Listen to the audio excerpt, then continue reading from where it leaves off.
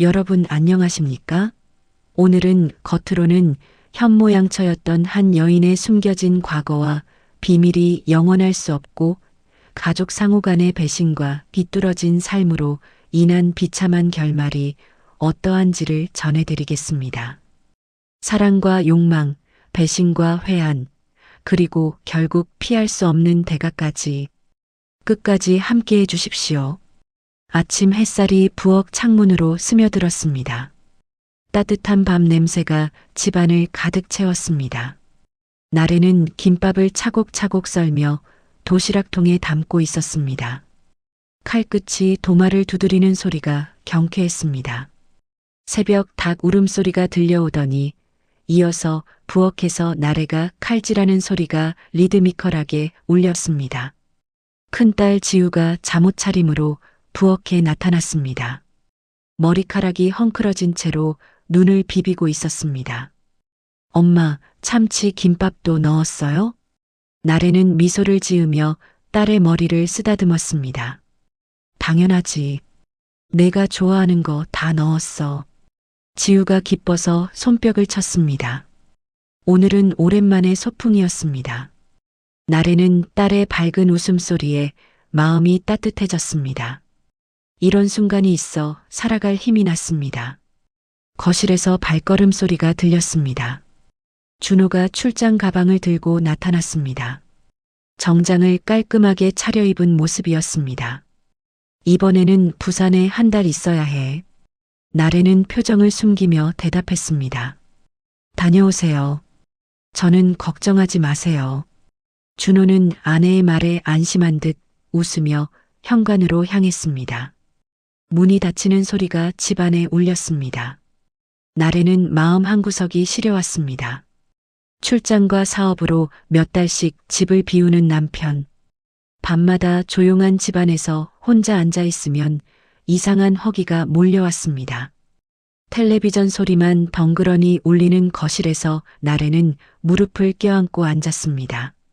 언제인가부터 밤마다 가슴 깊은 곳에서 알 수 없는 허전함과 몸이 뜨겁게 달아오르면서 혈관을 타고 흐르는 뜨거운 성적 욕정이 나래를 잠들지 못하게 했습니다.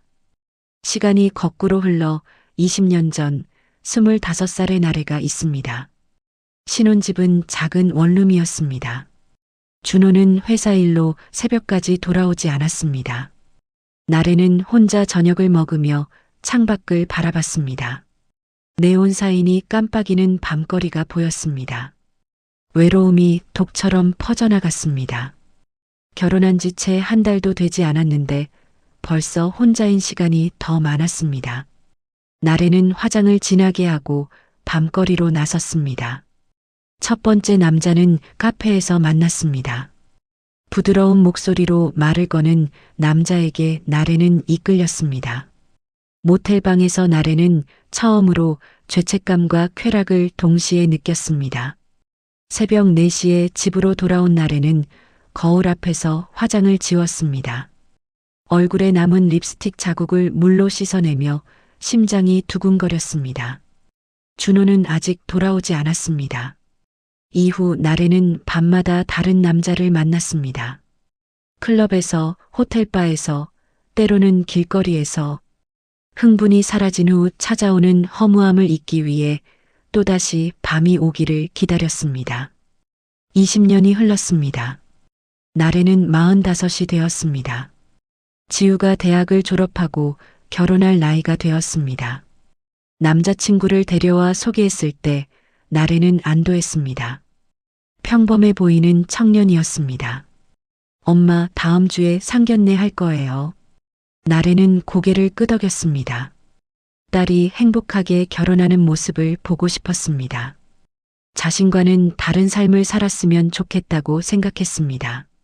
상견례 준비로 분주한 며칠이었습니다. 나래는 한복을 맞추고 선물을 준비했습니다. 준호도 오랜만에 집에 머물며 딸의 결혼을 준비했습니다. 밤에 나래는 침대에서 뒤척였습니다. 남편이 옆에 누워 잠든 모습을 바라봤습니다. 이제는 밤거리로 나가는 일이 줄어들었습니다. 나이가 들면서 예전 같은 충동이 사라져 갔습니다. 하지만 가슴 깊은 곳에 묻어둔 비밀들은 여전히 꿈틀거렸습니다. 언젠가는 터져나올 시한폭탄처럼 말입니다. 양가 상견례 자리가 고급 레스토랑에 마련되었습니다.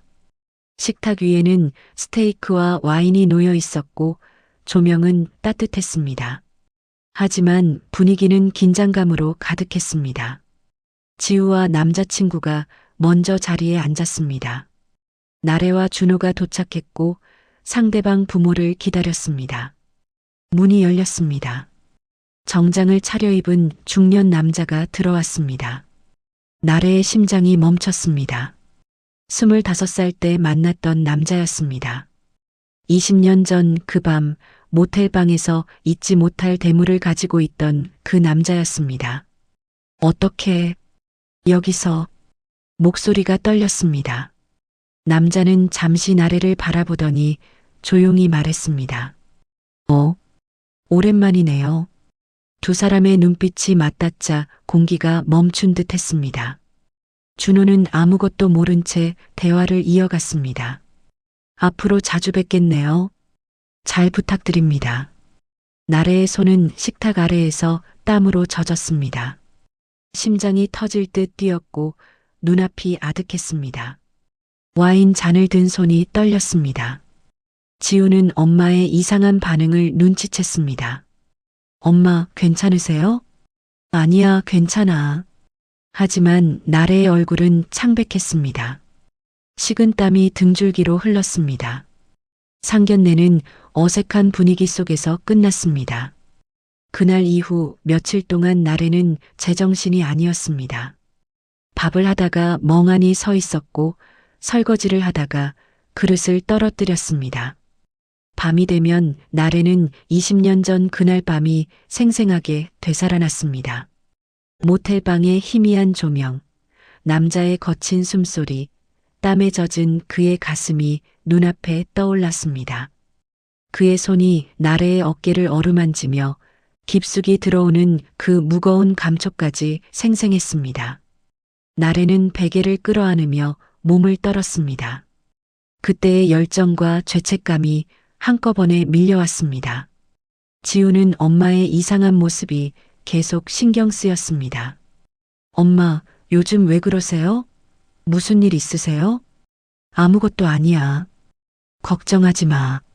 하지만 나래는 밤마다 잠을 이루지 못했습니다. 20년 전 그날 밤이 자꾸만 떠올랐습니다. 남자의 손길, 남자의 숨소리, 모텔방의 냄새까지 생생하게 되살아났습니다. 준호는 또 출장을 떠났습니다. 혼자 남은 나래는 거울 앞에 서서 자신을 바라봤습니다.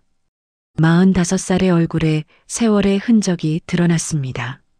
지우는 결혼 준비로 바빴지만 엄마가 자꾸 걱정되었습니다. 평소와 다른 모습이 계속되었기 때문입니다. 엄마, 정말 괜찮으시죠? 상견례 때부터 이상하세요.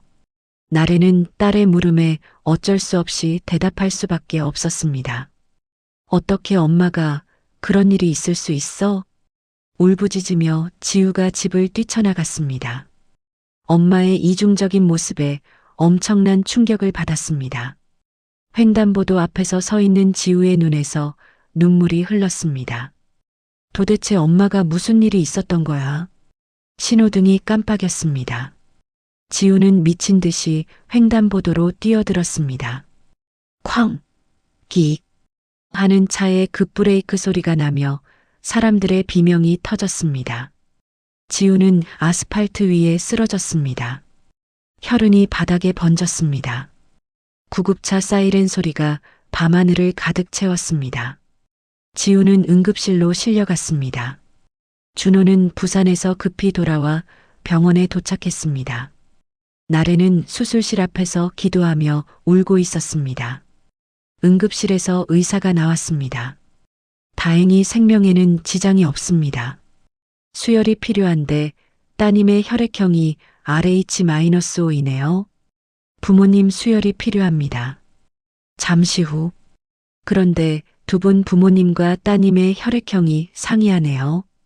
준호와 나래는 의사를 멍하니 바라봤습니다. 정확한 확인을 위해 유전자 검사를 해보겠습니다. 며칠 후 결과가 나왔습니다. 따님은 남편분의 친자가 아닙니다. 준호는 의사의 얼굴을 멍하니 바라보다가 나래를 돌아봤습니다. 나래는 손으로 얼굴을 가리고 흐느꼈습니다. 그날 밤, 그 사람과 더 이상 말을 잇지 못했습니다. 20년간 숨겨왔던 비밀이 마침내 터져나왔습니다. 집으로 돌아온 준호는 소리를 질렀습니다. 나래, 신혼 때부터 나를 속였어? 나래는 떨리는 목소리로 대답했습니다. 저도 멈추고 싶었어요. 그런데 외로움이 너무 힘들었어요. 외로움? 그게 이유가 되나? 준호는 식탁 위에 있던 컵을 집어 던졌습니다. 산산조각이 난 유리 파편이 바닥에 흩어졌습니다. 우리 가정, 내 인생 다 망쳤어. 나래는 무릎을 꿇고 빌었습니다. 용서해 주세요. 제가 잘못했어요. 하지만 준호는 더 이상 나래를 같은 눈으로 볼 수 없었습니다. 20년간의 천사같이 보였던 아내가 역겨웠습니다. 지우는 병원 침대에서 부모의 다툼 소리를 들었습니다. 자신의 출생과 믿어왔던 가족이 산산이 무너져 내렸습니다. 며칠 후 사돈집에서도 폭풍이 몰아쳤습니다. 지우의 남자친구는 부모에게 진실을 들었습니다. 사돈이 차갑게 말했습니다. 지우 어머니, 저와 예전에 만난 적이 있었죠. 그때의 일이 이런 결과를 낳았네요. 더 충격적인 사실이 드러났습니다. 그리고 지우가 결혼하려던 우리 아들, 사실 준호 씨의 아들이에요. 뭐라고요? 나래는 충격을 받았습니다. 순간 하늘이 깜깜해지며 머릿속이 새하얘졌습니다. 나래의 과거가 불러온 나비 효과였습니다. 지우는 말없이 눈을 감았습니다. 결혼은 결국 파혼되었습니다. 양가 부모는 다시는 서로의 얼굴을 보지 않기로 했습니다. 지우는 부모가 죽도록 원망스럽지만 용서를 구할 방법이 없었습니다. 나래는 집을 떠났습니다. 더 이상 가족과 함께 있을 수 없었습니다. 작은 고시원에서 홀로 지냈습니다. 과거의 무절제한 생활이 원인이 되어서인지 자궁암 말기로 암세포가 온몸으로 퍼져나갔습니다. 병원을 전전했지만 이미 늦었습니다. 더 이상 치료가 어렵습니다. 시간이 많지 않으실 것 같습니다. 의사의 차가운 모소리가 귓가에 소용돌이 칩니다. 나래는 병원 침대에 홀로 누워 있었습니다. 창밖으로 보이는 하늘이 흐렸습니다. 젊은 시절의 쾌락이 이런 결말을 불러올 줄 몰랐습니다. 지우는 집을 떠나 수도원으로 향했습니다. 머리를 짧게 자르고 수녀복을 입었습니다. 하느님, 저희 가정을 용서해 주세요. 기도하는 지우의 얼굴에서 평안함을 찾을 수 있었습니다. 세상의 모든 번뇌를 버리고 하느님 앞에 섰습니다. 준호는 혼자 남은 집에서 조용히 지냈습니다. 웃음소리도 김밥 냄새도 사라진 집에서 하루하루를 견뎠습니다. 나래의 마지막 날이 다가왔습니다. 나래는 천장을 바라보며 지나간 삶을 되돌아봤습니다. 젊은 시절의 열정도 모성애도 모두 진짜였습니다. 하지만 욕망에 이끌려 가족을 배신한 것도 사실이었습니다. 지우야, 엄마를 용서해. 마지막 숨을 내쉬며 나래는 눈을 감았습니다. 47살의 생을 마감했습니다.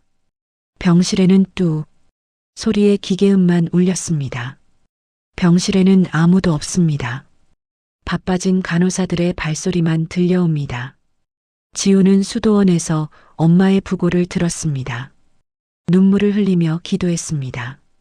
하느님, 엄마의 영혼을 받아주세요. 준호는 아내의 장례식에 홀로 참석했습니다. 결혼 반지를 관 위에 올려두었습니다. 이제 평안히 안식하도록 해요. 몇 년이 흘렀습니다. 지우는 수도원에서 평온한 나날을 보냈습니다. 과거의 아픔을 기도로 승화시켰습니다. 다른 수녀들과 함께 봉사활동을 하며 새로운 삶의 의미를 찾았습니다. 준호는 혼자서도 씩씩하게 살아갔습니다. 작은 가게를 운영하며 평범한 일상을 보냈습니다. 가끔 나래를 그리워했지만 원망하지는 않았습니다. 나래가 뿌린 씨앗은 결국 모든 가족에게 상처를 남겼습니다. 하지만 남겨진 사람들은 각자의 방식으로 상처를 치유해 나갔습니다. 진실은 결국 드러나고 모든 사람은 자신이 선택한 삶의 대가를 치르게 됩니다. 순간의 욕망이 평생의 후회를 만들어낼 수 있다는 교훈을 남긴 이야기였습니다. 낮에는 모범적인 엄마였지만 밤에는 욕망에 지배당했던 여인. 그 대가는 너무나 혹독했습니다. 사랑이라 믿었던 것은 욕망이었고 믿음이라 생각했던 것은 환상이었습니다. 진실은 결국 드러나고 모든 사람은 자신이 뿌린 씨앗의 대가를 치르게 됩니다. 순간의 선택이 평생을 좌우한다는 것을 우리는 나래의 삶을 통해 배웠습니다. 여러분께 질문을 드리고 싶습니다. 첫째, 여러분이라면 가족의 숨겨진 비밀을 알게 되었을 때 용서하실 수 있으십니까? 둘째, 과거의 잘못이 현재의 행복을 무너뜨린다면 어떻게 대처하시겠습니까? 셋째, 나래의 선택은 단순한 욕망이었을까요? 아니면 외로움이 만든 비극이었을까요? 여러분의 생각을 댓글로 들려주십시오. 오늘도 끝까지 함께 해주셔서 진심으로 감사합니다. 이야기가 마음에 와 닿으셨다면 구독과 좋아요 부탁드립니다. 여러분의 관심과 사랑이 더 좋은 이야기를 만드는 원동력이 됩니다. 댓글로 남겨주시는 여러분의 소중한 의견이 다음 이야기의 영감이 됩니다. 다음에도 감동적인 이야기로 찾아뵙겠습니다. 감사합니다.